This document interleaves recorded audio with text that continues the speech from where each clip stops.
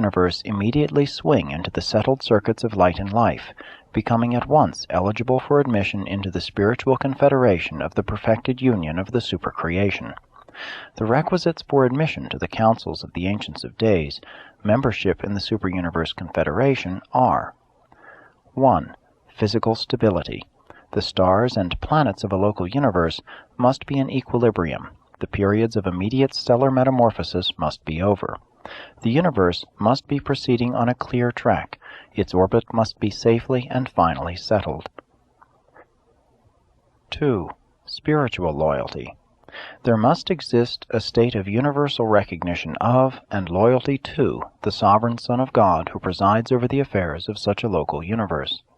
There must have come into being a state of harmonious cooperation between the individual planets, systems, and constellations of the entire local universe. Your local universe is not even reckoned as belonging to the settled physical order of the superuniverse, much less as holding membership in the recognized spiritual family of the supergovernment. Although Nebadon does not yet have representation on Uversa, we of the superuniverse government are dispatched to its worlds on special missions from time to time, even as I have come to Urantia directly from Uversa. We lend every possible assistance to your directors and rulers in the solution of their difficult problems. We are desirous of seeing your universe qualified for full admission into the associated creations of the superuniverse family. 10. Rulers of the superuniverses. The headquarters of the superuniverses are the seats of the high spiritual government of the time-space domains. The executive branch of the supergovernment, taking origin in the councils of the Trinity, is immediately directed by one of the 7 master spirits of supreme supervision, beings who sit upon seats of paradise authority and administer the superuniverses through the 7 supreme executives stationed on the 7 special worlds of the infinite spirit, the outermost satellites of paradise. The superuniverse headquarters are the abiding places of the reflective spirits and the reflective image aids. From this midway position, these marvelous beings conduct their tremendous reflectivity operations, thus ministering to the central universe above and to the local universes below. Each superuniverse is presided over by 3 Ancients of Days, the joint chief executives of the supergovernment. In its executive branch, the personnel of the superuniverse government consists of 7 different groups. 1. Ancients of Days. 2. Perfecters of Wisdom. 3. Divine Counselors. 4. Universal Censors. 5. Mighty Messengers. 6. Those high in authority. 7. Those without name and number. The 3 Ancients of Days are immediately assisted by a corps of 1 billion Perfecters of Wisdom, with whom are associated 3 billion Divine Counselors. 1 billion Universal Censors are attached to each superuniverse administration. These 3 groups are coordinate Trinity personalities, taking origin directly and divinely in the Paradise Trinity. The remaining 3 orders, Mighty Messengers, those high in authority, and those without name and number, are glorified ascendant mortals. The first of these orders came up through the ascendant regime and passed through Havana in the days of Grand Fonda. Having attained paradise, they were mustered into the core of the finality, embraced by the Paradise Trinity, and subsequently assigned to the supernal service of the Ancients of Days. As a class, these 3 orders are known as Trinitized Sons of Attainment, being of dual origin, but now of Trinity service. Thus was the executive branch of the superuniverse government enlarged to include the glorified and perfected children of the evolutionary worlds. The Coordinate Council of the Superuniverse is composed of the 7 executive groups previously named and the following sector rulers and other regional overseers.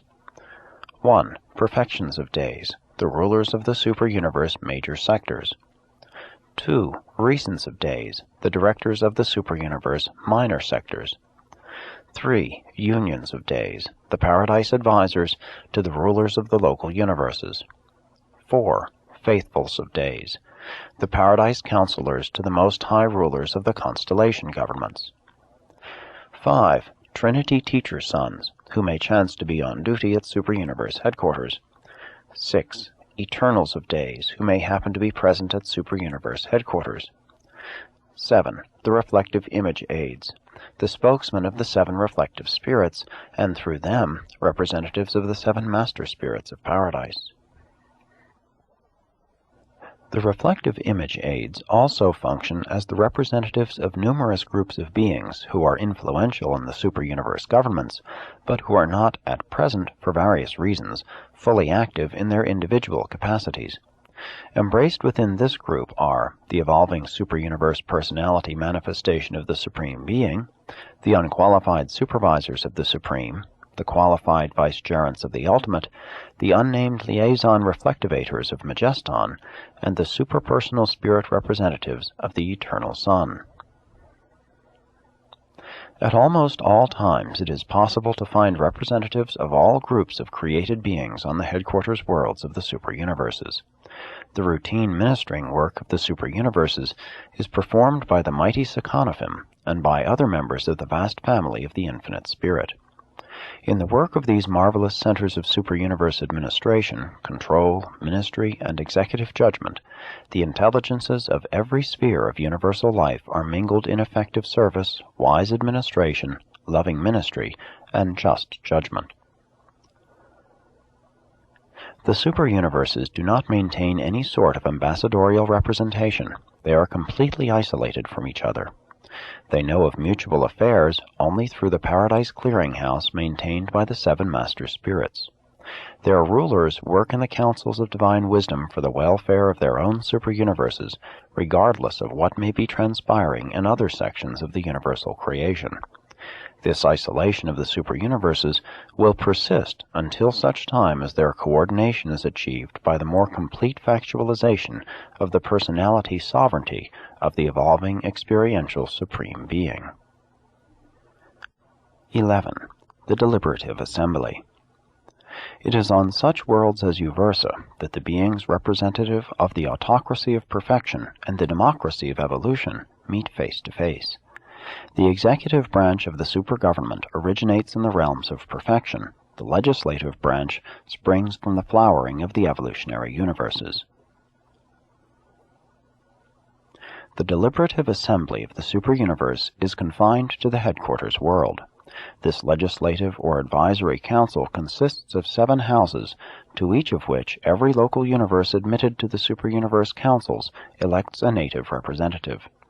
These representatives are chosen by the high councils of such local universes from among the ascending pilgrim graduates of Orvanton who are tarrying on Uversa, accredited for transport to Havona. The average term of service is about 100 years of super-universe standard time.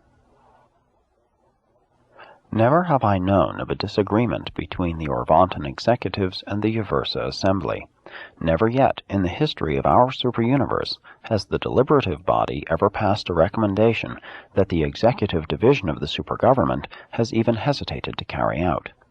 There always has prevailed the most perfect harmony and working agreement, all of which testifies to the fact that evolutionary beings can really attain the heights of perfected wisdom which qualifies them to consort with the personalities of perfect origin and divine nature. The presence of the deliberative assemblies on the super-universe headquarters reveals the wisdom and foreshadows the ultimate triumph of the whole vast evolutionary concept of the Universal Father and His Eternal Son. 12. The Supreme Tribunals. When we speak of executive and deliberative branches of the Uversa government, you may, from the analogy of certain forms of Urantian civil government, reason that we have a third or judicial branch, and we do, but it does not have a separate personnel. Our courts are constituted as follows. There presides, in accordance with the nature and gravity of the case, an Ancient of Days, a Perfecter of Wisdom, or a Divine Counselor. The evidence for or against an individual, a planet, system, constellation, or universe is presented and interpreted by the censors. The defense of the children of time and the evolutionary planets is offered by the mighty messenger